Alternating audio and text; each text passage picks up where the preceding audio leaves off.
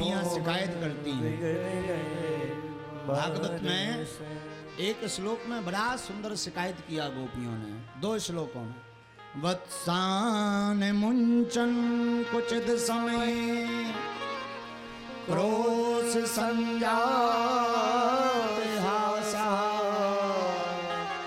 स्तेयं स्वदधिकया कल्पिते स्ते 10वें स्कंद के 8वें अध्याय का 29वां श्लोक। इसमें बड़ी सुंदर जो है भगवान की शिकायत गोपियां करती हैं। मरकान भोक्षयन विरजाति सचे भांडो भिन्नति द्रव्यालवे च गृह कुपितो या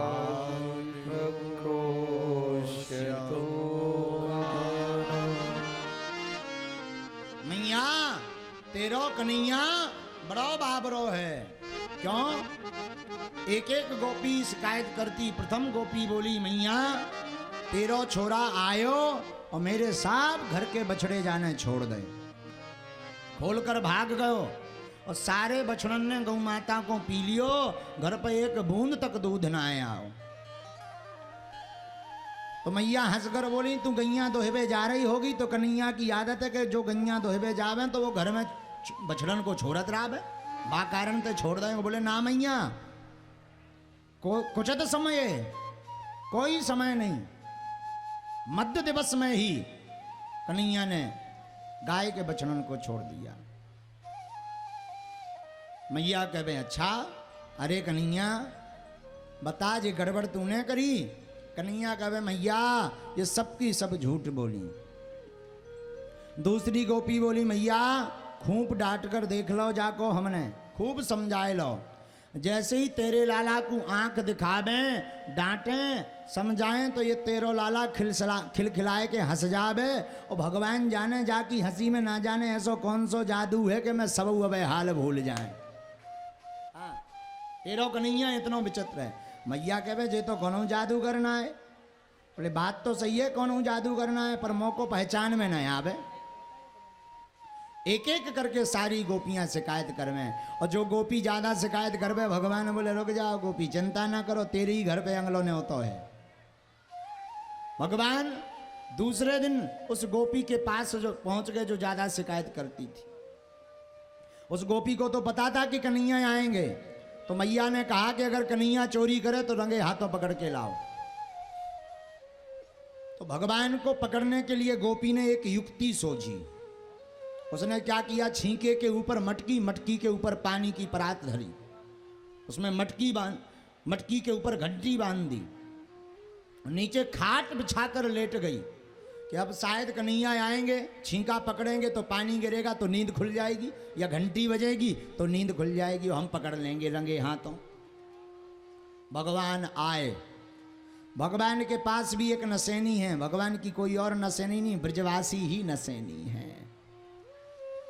सब गोप ग्वालों को एक के ऊपर एक लगा दिया, सबसे ऊपर भगवान खड़े हो गए। अब भगवान ने जब पानी का परात देखा तो यमुना जी की बालू रेणुका मंगाई। बालू को मंगा करके भगवान ने उस पानी के परात में एक एक मुट्ठी रेणुका डालना प्रारंभ किया। उस बालू ने समस्त पानी को सोख लिया। भगवान ने परात नीचे रख दी, घंटी से कह दिया, सुनो जब तक हम प्रसाद ना पाए बजियो ना। घंटी बोली, महाराज हम ना बजवी। अब भगवान ने मटकी से माखन की सप्लाई नीचे भेजी। महाराज जितने गोप ग्वाल हते भगवान पहले गोप ग्वालों को खिलाते थे, बाद में खुद खाते थे, और जो बचता था सो भगवान ऐसो मंत्र जानते कि पूरे वृंदा गोकुल के बंदरा आ जाते, सुबह साफ खा जाते की काका करके। भगवान महाराज ने अब माखन की सप्लाई नीचे करी, लेकिन सप्लाई में गड़बड़ हो गई। सप्लाई में कहा गड़बड़ भाई कि जितने ब्रजवासी ऊपर लगे थे नसेनी में तर के ऊपर, बे तो सब खा गए, सबसे नीचे लगे थे श्रीदामा, उन्हें ना मिलो। बे सबको वजन झेले थे। जैसे आजकल की सरकार की शासन की योजनाएं हैं कि ऊपर से तो खूब पैसा आउत पर नेचे आउत आउत पूरो खबजा। हाँ, भरपूर मात्रा में निधि आती है ऊपर से।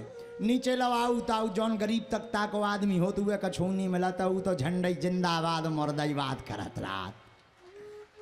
वैसे ही इसमें हुआ। श्री दामा नाम का जो गोप ग्वाल सबसे नीचे लगा हुआ था, सबको तो मक्खन मिल रहा था पर जो सबसे नीचे लगा हुआ था वह ना मिलो। गान खोल के सुन लियो जय जने ऐसो करत। श्री दामा ने विचार करो माखन तो मिल नहीं रहो, पूरा वजन हम ही झेल रहे। सो श्री दामा ने महाराज नेचे से खिसा को वो शुरू करो, नेचे ही को नेचे। अब तुम विचार करो जी के ऊपर सब जने हो और नेचे बारो खिसक जाए। इकट्ठे लोटा धरे हो 20 ठैया और नेचो बारो उठा लो, ऊपर वान की कागती हुई है। नेचे से जहां श्री दामा खिसके सो साहब लदर बदर करके गिरेगा एक दूसरे के ऊपर जमीन में, और भगवान छींको पकड़ के झूला झूलत नजर आए। सारे ब्रजवासी तो भग गए। कन्हैया झूला झूलत पकड़े इतने में घंटी बोली अब हम ही बज रही है, हम ही कहाँ चुप हैं। सो घंटी बज गई सो गोपी जग गई, गोपी जगी सो कन्हैया पकड़े गए, झूलत पकड़े गए भगवान। भगवान झूलत पकड़े गए। और झूलत पकड़े सो कन्हैया से पूछो का कन्हैया का कर रहे। भगवान बोले नेचे उतारो पे बताइए, अबे तो झूला झूल रहे हैं। गोपी बोली महाराज झूला ये मिलो आम के पेड़ जब माए चले जाते जंगल में झूला ये घरे में यहाँ झूला मिला कछु गड़बड़ है। भगवान बोले गोपी सब गड़बड़ बाद में बता, भी पहले नेचे उतारो। गोपी बोली हमें पक्को पतो तुम्हें नेचे उतारने हो तुम्हें भग जाने। आज रंगे हाथन पकड़ गए। भगवान बोले गोपी हम ना भगवी कौल खाई। गोपी बोली हम ना कर भी विश्वास। भगवान बोले बांध लियो नेचे भा उतार। गोपी ने ठाकुर जी को नीचे उतारा। ध्यान से सुनना, अद्भुत कथा है। नीचे उतारा तो गोपी ने सोचा और गोपियों को बुला लें पर पहले कन्हैया को बांध दें।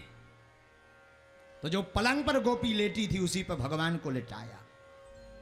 घर की पूरी रस्सियां लाई गोपी और रस्सी से भगवान को बांधने लगी, पर गांठ ना बंधे, गांठ में रस्सी कम पड़े।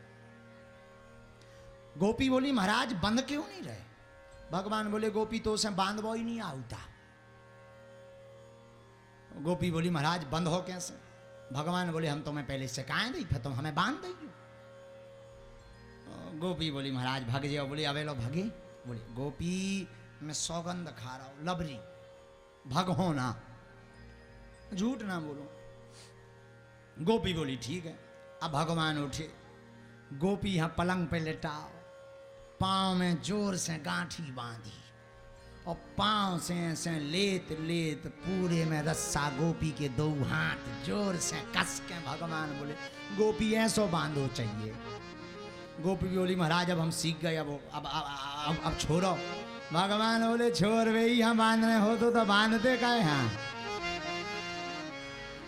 गोपी बोली आप तो पागल बना रहे। भगवान बोले गोपी हमारी आदत है, एक तो हम किसी को अपने प्रेम के बंधन में बांधते नहीं हैं, और बांध लेते तो फिर जन्म जन्म हम किसी जीव को छोड़ते नहीं हैं। ये हमारा स्वभाव है व्यक्तिगत। गोपी बोली जय हो महाराज, अच्छो फंसा दो तुम। और भगवान चले गए। भगवान गए तो ब्रज की गोपी का पति आया, उन्हें देखी साकर लगी, को आवाज नहीं दे रहा, बेचारो बाहर पाछे हो चढ़ के आओ। जब खबर लगी तो कन्हैया इतनी विचित्र लीला कर गए तो साहब गोपियां और कन्हैया को शिकायत कर गए। अरे चोरी करे तो डोले श्याम मोते सूधो न बोले। साहब ब्रज की गोपियां बार बार मैया को शिकायत कर गए।